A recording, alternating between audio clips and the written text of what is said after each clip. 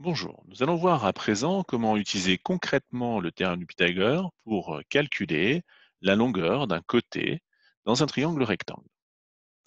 Deux cas de figure. Premier cas de figure, je recherche la longueur de l'hypoténuse.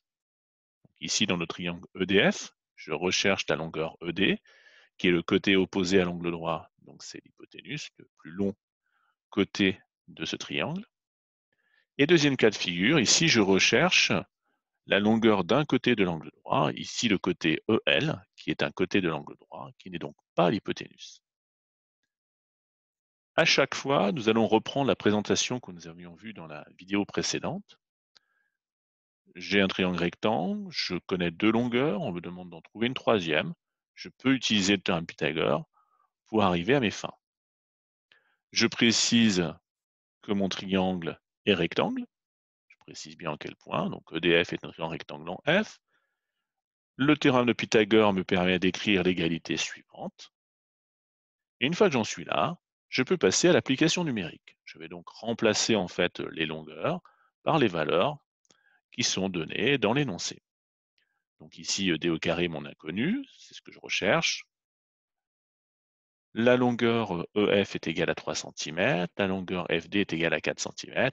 Nous obtenons donc ED au carré égale 3 au carré plus 4 au carré. ED au carré est égal à 9 plus 16, nous arrivons donc à ED au carré est égal à 25. La fonction inverse de la fonction carré, la fonction racine carrée, c'est la fonction qui en fait permet de trouver le nombre qui au carré serait égal à 25.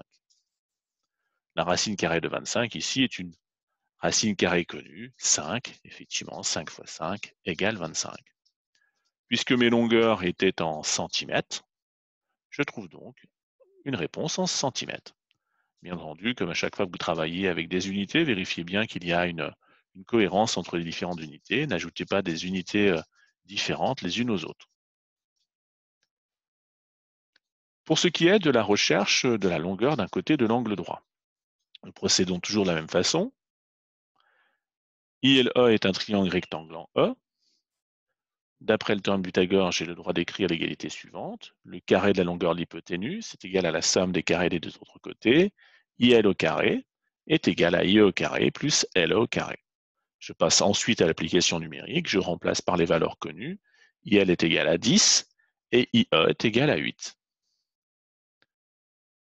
Nous obtenons donc 10 au carré 100, 8 au carré 64. Et vous voyez que pour l'instant, je n'ai pas transformé mon égalité, j'ai simplement remplacé les différentes longueurs par les valeurs que j'avais dans l'énoncé. J'obtiens donc 100 égale 64 plus EL au carré. Donc EL au carré est égal à 100 moins 64.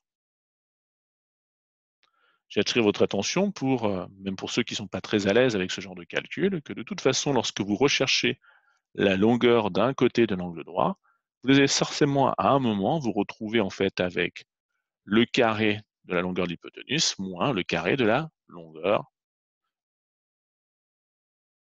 de l'autre longueur que vous possédez. Ainsi, nous arrivons à E le carré égale 36. Ici aussi encore, j'ai pris un carré connu, la racine carrée de 36, donc quel est le nombre qui au carré est égal à 36 et 6. Soyez vigilants. N'oubliez pas qu'en termes de présentation, vous devez absolument faire toute la partie qui est ici en noir. Précisez que vous avez un triangle rectangle, en quel point, citez le nom du théorème et l'égalité que cela permet d'écrire. Et ce n'est que dans un deuxième temps que vous passez à l'application numérique. Vérifiez que vous avez une cohérence au niveau des unités. Et l'unité de la longueur que vous allez trouver est forcément celle que vous avez utilisée pour les calculs. Si vous êtes dans un exercice où il n'y a pas d'unité, eh bien votre résultat n'en a pas.